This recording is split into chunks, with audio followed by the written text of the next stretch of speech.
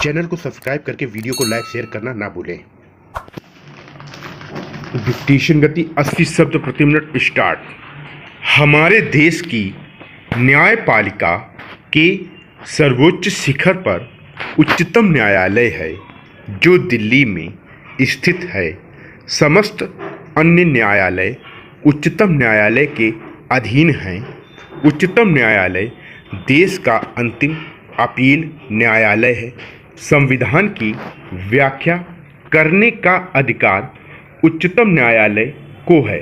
संविधान के संरक्षक की स्थिति में वह नागरिकों को स्वतंत्रता और अधिकारों का रक्षक है। किसी विवाद युक्त कानून पर उच्चतम न्यायालय की व्याख्या अंतिम मानी जाती है। उच्चतम न्यायालय में एक न्यायाधीश और 25 अन्य न्यायाधीश होते हैं। इनकी नियुक्ति राष्ट्रपति करता है। अन्य न्यायाधीशों की नियुक्ति में वह मुख्य न्यायाधीश की राय लेता है। संवैधानिक प्रश्न के विवाद पर उच्चतम न्यायालय के कम से कम 5 न्यायाधीश सुनवाई करते हैं। उच्चतम न्यायालय के समस्त निर्णय खुले तौर पर बहुमत के द्वारा किए जाते हैं। उच्चतम न्यायालय को सरकार की अन्य 2 अंग कार्यपालिका और व्यवस्थापिका के दबाव से मुक्त रखने की व्यवस्था की गई है। सही एवं निष्पक्ष न्याय के लिए न्यायालय का स्वतंत्र होना आवश्यक है। नागरिकों की स्वतंत्रताओं की रक्षा के लिए न्यायपालिका का दबाव मुक्त होकर स्वतंत्र रूप से कार्य करना आवश्यक है। राज्य न्यायपालिका का सबसे बड़ा न्यायालय उच्च न्यायालय कहलाता है। उच्च न्यायालय के न्यायाधीशों की नियुक्ति भी राष्ट्रपति करता है। मुख्य न्यायाधीशों की नियुक्ति के लिए वह उच्चतम न्यायालय के मुख्य न्यायाधीश और हमारे राज्य के राज्यपाल की राय लेता है। अन्य न्यायाधीशों की नियुक्ति के समय इनकी राय के साथ ही वह उच्च न्यायालय के मुख्य न्यायाधीश की भी राय लेता है। भारत में संघ लोक सेवाओं के लिए लोक सेवा आयोग है। इसके सदस्यों की नियुक्ति राष्ट्रपति करता है।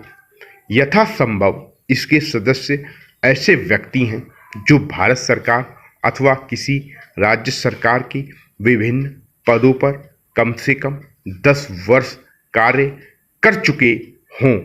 इसके सदस्यों का कार्यकाल 6 वर्ष अथवा 65 वर्ष की आयु तक निर्धारित किया गया है। जो भी अवधि पहले समाप्त होती है, उस अवधि तक के अपने पद पर कार्य कर सकते हैं। उच्चतम न्यायालय के द्वारा जांच के फलस्वरूप दोषी पाए जाने पर राष्ट्रपति संघीय लोक सेवा आयोग के सदस्यों को अपने पद से हटा सकता है। अखिल भारतीय सेवाओं का चयन करना संघ लोक सेवा आयोग का प्रमुख कार्य है। इसके लिए परीक्षाओं का आयोजन करना, साक्षात्कार करना तथा भर्ती, अनुशासन और पदावनति के विषय में सरकार को सलाह देना आयोग के प्रमुख कार्य हैं। संघ लोक सेवा आयोग संघ सेवाओं के संबंध में अपना वार्षिक प्रतिवेदन राष्ट्रपति के पास प्रतिवर्ष प्रस्तुत करता है। वह संसद में रखा जाता है। संविधान के अनुसार संघीय लोक सेवा आयोग के सदस्य संघ तथा राज्य लोक सेवा आयोग के अध्यक्ष हो सकते हैं। संघीय लोक सेवा आयोग का अध्यक्ष भारत तथा राज्य सरकारों के अधीन किसी पद पर नियुक्त नहीं किया जा सकता। सामान्यतः प्रत्येक राज्य में एक अलग लोक सेवा आयोग होता है। इसके सदस्यों की नियुक्ति राज्यपाल करता है। यह आयोग राज्य सेवाओं के चयन हेतु उम्मीदवारों की परीक्षा का आयोजन तथा साक्षात्कार करता है। भर्ती, अनुशासन और पदोन्नति के विषय में राज्य सरकार को सलाह देता है। संघीय लोक सेवा आयोग की भांति राज्य लोक सेवा आयोग भी एक परामर्शदात्री संस्था है। यदि राज्य सरकार इस आयोग की सिफारिश नहीं मानती है तो उसका विवरण राज्यपाल को विधान मंडल के सम्मुख पेश करना पड़ता है। राज्य लोक सेवा आयोग के सदस्य तथा अध्यक्ष किसी भी राज्य के लोक सेवा आयोग के अध्यक्ष तथा संघीय लोक सेवा आयोग के सदस्य तथा अध्यक्ष बन सकती हैं। वे भारत सरकार अथवा राज्य सरकार के अधीन किसी भी अन्य पद पर नियुक्ति के लिए पात्र नहीं हो सकते। इनका कार्यकाल 6 वर्ष अथवा 62 वर्ष की आयु तक होता है। भारत एक विशाल देश है जिसमें क्षेत्र, भाषा, जाति, धर्म, वेशभूषा, खान पान में विविधता है। इस विविधता के बाद भी हमारे राष्ट्र में एकता की अनूठी परंपरा रही है। सहिष्णुता के अभाव में कभी भाषा, जाति, धर्म या क्षेत्रीयता के नाम पर कट्टरता आ जाती है तो उससे हिंसा भड़कती है।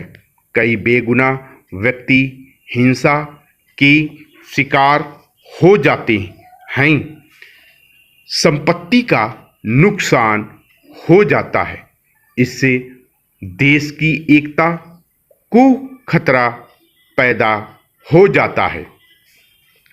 राष्ट्रीय एकता के लिए यह आवश्यक है कि हम व्यक्तिगत, छलगत, क्षेत्रीय, भाषाई आदि स्वार्थों से ऊपर उठकर राष्ट्र के हित में सोचें और देश के हित में काम करें। इस देश का हर नागरिक, चाहे उसका कोई भी धर्म हो, चाहे उसकी कोई जाति हो, चाहे उसकी कोई भाषा हो, चाहे वह किसी भी क्षेत्र का निवासी हो, सभी भारतवासी हैं। हमें आपस में प्रेम से रहना चाहिए। आपसी मतभेदों को शांतिपूर्वक सुलझाना चाहिए। हम इस देश का अन्न खा रहे हैं। हम सभी इसकी माटी में खेल कूद कर बड़े हुए हैं।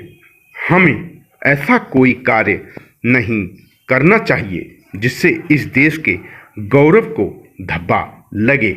हमें धर्म, जाति, भाषा के आधार पर आपस में नहीं लड़ना चाहिए। हमें एक दूसरे को प्यार करना चाहिए। इस राष्ट्रीय एकता से हम तरक्की करेंगे। हमारे देश से गरीबी मिटेगी। हमारा देश मजबूत होगा। विराम। आप लोग डिक्टेशन को जब भी मिलाएं तो डिक्टेशन की ऑडियो से मिलाना, ठीक है। अगर बोलने में कोई त्रुटि हो जाती है तो आप ऑडियो से मिलाएंगे तो उसमें किसी भी प्रकार का कोई दुविधा नहीं रहेगी। ये ध्यान रखें, ठीक है। इसको देख के ना मिलाना, ठीक है।